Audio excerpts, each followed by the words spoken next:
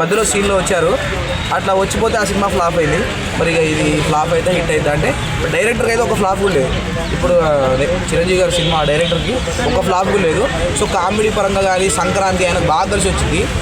ఆ టైంలో కొట్టుకొని పోతుంది. అంటే 100 crores అయితే ఈజీగా కొడుతుందని నేను అనుకుంటున్నాను. ఎందుకంటే ప్రభాస్ సినిమా డౌన్ కావడం వల్ల బాగా కలిసి వచ్చింది. చిరంజీవి గారికి ఆ క్రూకి మాత్రం చాలా బాగా కలిసి వచ్చింది. ఒక్క రోజులో మధ్యాహ్నం కల్లా టాక్ తెలిసిపోయింది. సంక్రాంతికి ఏదో ఒక సినిమాలు అయితే జనాలు అయితే హిట్ చేస్తారు.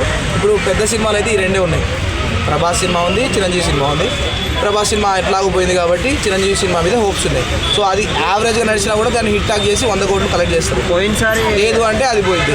పోయినసారి సంక్రాంతికి వన్ సైడ్ వారైంది కదా, సంక్రాంతి సంబరాలకే వచ్చింది. ఓకే, ఇప్పుడు ఏమంటారు, ఇప్పుడు కూడా వన్ సైడ్ అవుతుంది అంటే ట్రైలరు మన శివశంకర వరప్రసాద ట్రైలర్ చూసినా కూడా టీజర్ చూసినా కూడా అంత ఏం అనిపించలేదు. సో సాంగ్ అయితే ఒకటి హిట్ అయింది కానీ అంత హై థ్రిల్ అయితే ఏం రాలేదు.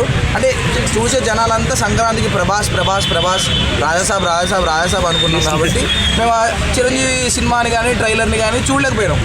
అందులో ఏం కొత్త తరం కనిపించలేదు. ప్రతిసారి ఆ డైరెక్టర్ వస్తాడు, సంక్రాంతికి సినిమా తీస్తాడు, హిట్ కొడతాడు, పోతాడు. ఆ ఫ్యామిలీ ఆడియన్సే చూస్తారు కదా, మనకి ఎందుకులే అనుకున్నాం. కానీ ఇప్పుడు ప్రభాస్ సినిమా పోయింది కాబట్టి ఇంకా వేరే దారి లేదు.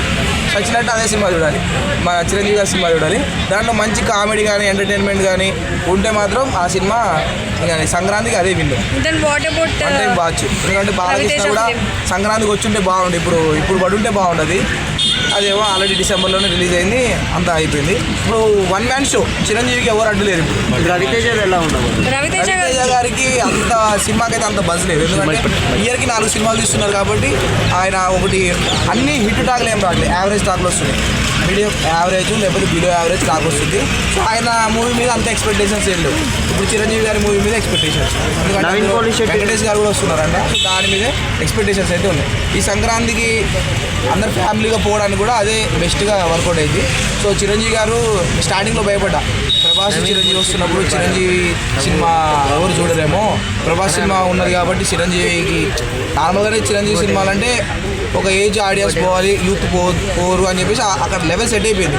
కానీ ఇప్పుడు చిరంజీవికి ఎందుకు కాంపిటీషన్, ప్రభాస్ ఎందుకు కాంపిటీషన్ పెట్టుకుంటున్నారు సంక్రాంతి టైంలో, ఆయనకు అంటే ముందు ఆయన తర్వాత తీసుకోవచ్చు కదా అనుకున్నా. కానీ ఇప్పుడు ప్రభాస్ సినిమా పోవడం వల్ల అసలు చిరంజీవి గారు ముందే సినిమా చూసి ప్లాన్ చేసుకున్నారో ఏమో కానీ మంచి కలిసి వచ్చింది చిరంజీవి గారు.